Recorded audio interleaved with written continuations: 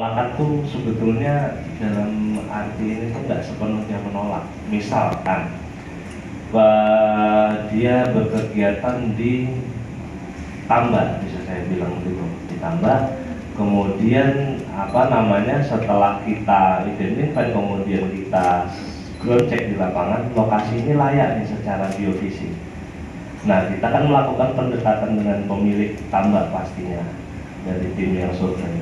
Nah, mungkin di tambak-tambak yang sudah di ground check atau kita jadikan sasaran ini layak geofisik nih, ternyata ini nyebutnya benur udang atau misalkan apa, tentu kan ketika nanti ada intervensi penanaman bibit-bibit ikan atau udang itu kan akan mati. Nah, rata-rata itu pemilik nggak setuju di situ. Itu salah satu contoh penolakan dari masyarakat. Oh, nggak bisa nih Pak untuk beberapa bulan ke depan, bahkan untuk tahun ini nih nggak bisa nih karena kita udah terlanjur masukin bibit ikan sama udang.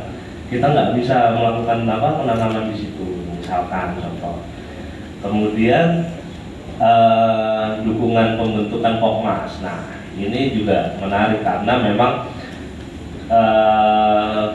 di Sumatera Utara sendiri itu kita juga melakukan screening di desa itu terkadang dia belum ada Pokmas yang existing, kadang juga sudah ada Pokmas yang existing namun dia sudah nggak aktif lagi.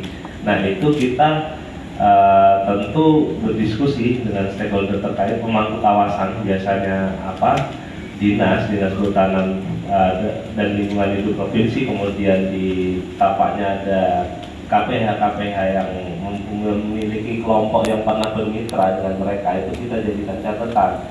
Sebenarnya bisa nggak dilibatkan lagi Pokmasnya, itu yang pertama. Kemudian jika memang dirasa sudah tidak ada kelompok yang aktif atau kita membutuhkan kelompok baru nih di situ, kita juga meminta masukan-masukan dari teman-teman NGO juga. Di sini gimana dinamikanya? Apakah teman-teman NGO ini pernah punya Pokmas atau kelompok masyarakat yang ada di desa? Itu kita butuh masukan dari teman-teman stakeholder lain yang pernah melakukan kegiatan mangrove sebelumnya, baik itu pendampingan maupun penanaman. Nah, dari situ kita putuskan untuk kita bentuk kelompok aja. Nah, untuk syarat kelompok sendiri itu SK dari kepala desa, SK pembentukan dari kepala desa. Namun demikian kita selalu mengarahkan kelompok-kelompok yang khususnya yang baru ini untuk meregistrasikan ke Dinas Kehutanan dan Lingkungan Hidup Provinsi agar dia terrecord dengan baik di sana, untuk menjaga bahwa ada anggota-anggota yang misalkan dia satu orang bisa di beberapa kelompok, itu makanya registrasi itu sebetulnya diperlukan.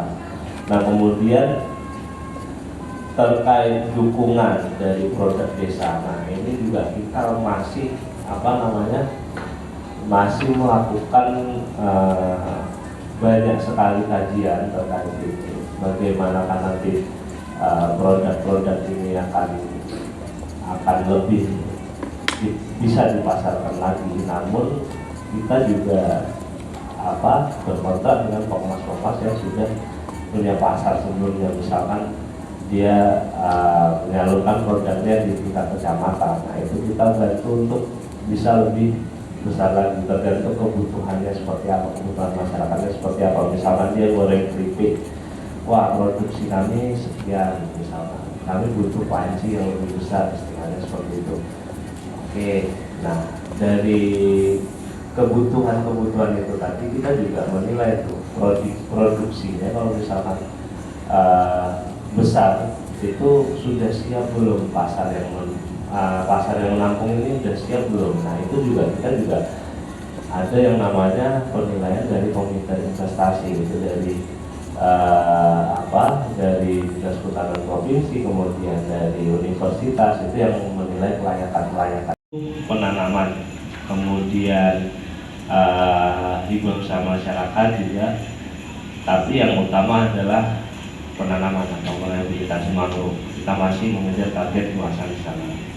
Kemudian pendampingan konkret kita saat ini kalau total personil yang ada di BPI itu plus ada teman-teman magang juga di tempat kami itu totalnya ada 101 orang saat ini. Nah, di tingkat desa, pendamping desa ini saat ini kami memiliki 53 pendamping desa yang sudah ditempatkan di desa-desa masing-masing.